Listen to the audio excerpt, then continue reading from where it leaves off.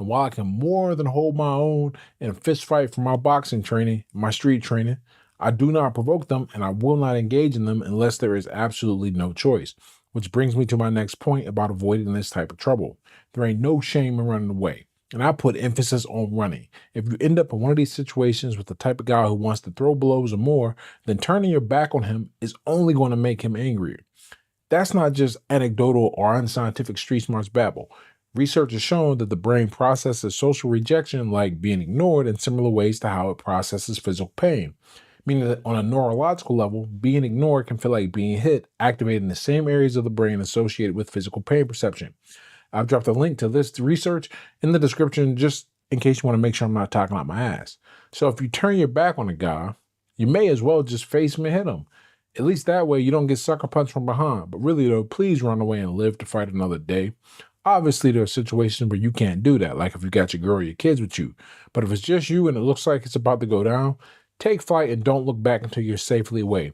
This is yet another reason that you should make sure physical fitness is a priority of yours. It's not so much about being in shape to fight as it is about being able to survive, and being able to run as fast and as long as you can away from dangerous situations is a big part of that. The other part of being able to survive is knowing how to de-escalate and diffuse dangerous situations. But before we get to that, we need to talk about not provoking a situation in the first place. Graveyards and prisons are full of people who couldn't control their emotions in a tenuous environment, and this extends beyond environments like a rough inner city ghetto. Road rage shootings are on the rise. Just because you're in a car doesn't mean you're safe. Data from the Gun Violence Archive found road rage shootings have gone up every year since 2018. Being in a motorized steel cage creates a false sense of security, making many people believe that they'll be fine flipping a finger or dropping a racial slur at someone in response to being cut off. Both of those things have happened to me, but I'm a sane dude with something to lose. But you never know how far someone will go to satisfy the urge to retaliate. In July 2022, right here in my hometown of Pittsburgh, PA, a driver was so angry at being cut off that he followed the man home and shot him on his front porch. Now, you can stop a lot of bad situations before they start with good manners and a sincere apology. It doesn't matter who's right or wrong. As long as the person wasn't blatantly disrespecting you or attempting to harm you, let it go and keep it moving. Not only let it go, but respond with a simple "my bad." For those who don't speak hood, my bad is the equivalent of saying "I'm sorry." You bump somebody in a crowd, my bad goes a long way. Step on somebody's foot on a crowded bus, he might get bad, but you can often diffuse the situation just by saying "my bad." And the key is that when you say it, actually look and sound remorseful. Few things make a person angrier than a BS fake apology that lacks any tone of sincerity. This includes telling someone they're right or saying something like whatever you say with that tone that says they're obviously wrong. That's a type of passive aggression I warned you about in the other video where the link is in the description, and not everyone will remain passive in the face of it. Now look, I'm not saying that it's always easy or even appropriate to take the blame. All I'm saying is that if you find yourself on the business end of a beef, you've got to make a choice. Do you want to avoid a street fight that could turn ugly, or do you want to prove that you're right and get the last word in? This part right here isn't general advice about how to live your life. It's a specific strategy to get out of a bad situation before it turns worse. You never know who doesn't care about going to jail if they feel disrespected. One of Mike Tyson's most famous quotes is, "Social media has made y'all too comfortable with disrespecting someone and not getting punched in the face for it." As many people have argued with me in the comments and other parts of social media, most people aren't willing to get physical over words. And those people are right. Most people aren't interested in catching a charge because someone doesn't know how to communicate like an adult. But that's most people.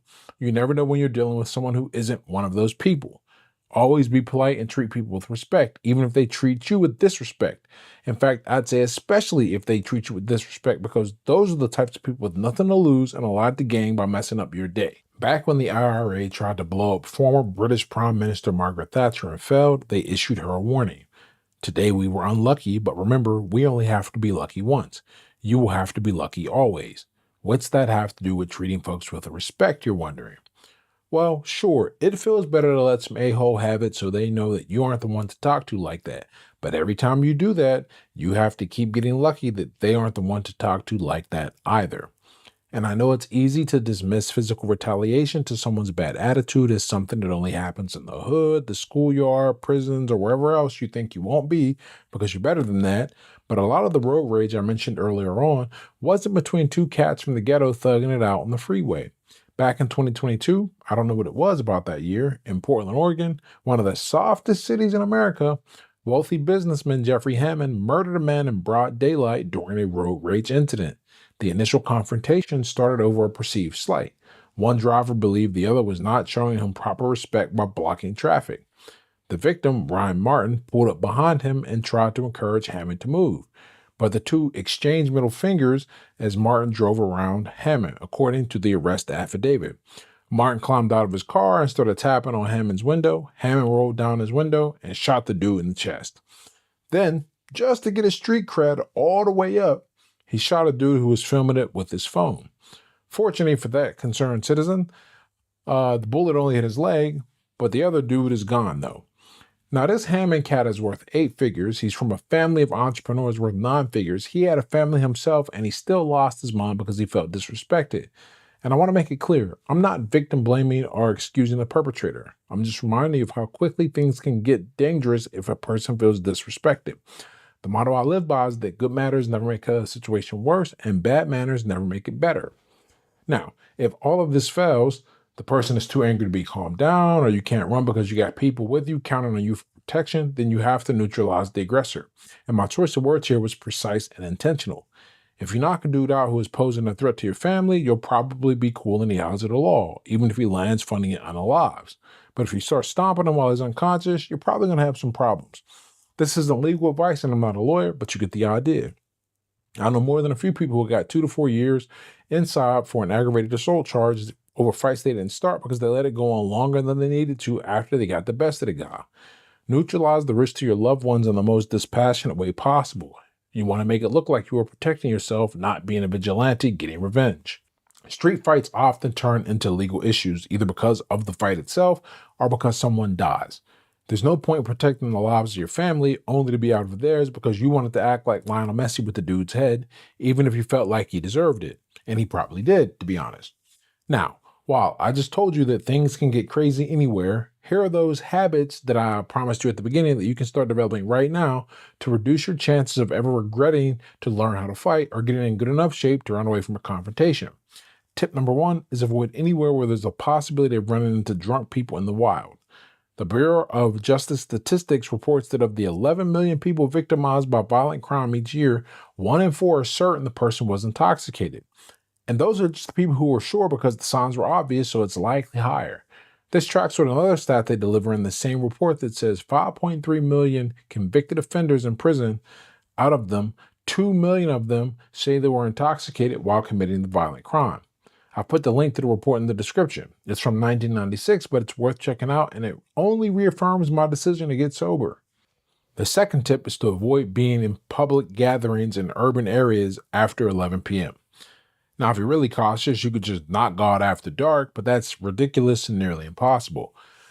Now, obviously, there are some people in some lines of work who can't avoid this, but the numbers are very clear here. Most of the violent crime that happens in the city happens between the hours of 11 p.m. and 4 a.m. After that, the junkies, jackers, and all other types of night stalkers appear to rest and recharge, as the safest part of the day is from 8 to 11 a.m., followed by 5 to 7 a.m. A link in the description on those stats too, just so you know I'm not trying to scare you into living like a monk. If you do those two things, you have to get pretty unlucky to find yourself in a street confrontation. If your lifestyle doesn't allow you the luxury of avoiding these situations and times a day, then perhaps you should watch this video. It gives you 6 simple but not easy steps to get on a path of real self-improvement that will open up more doors and give you more opportunities so you don't have to do something strange or change at odd hours of the night.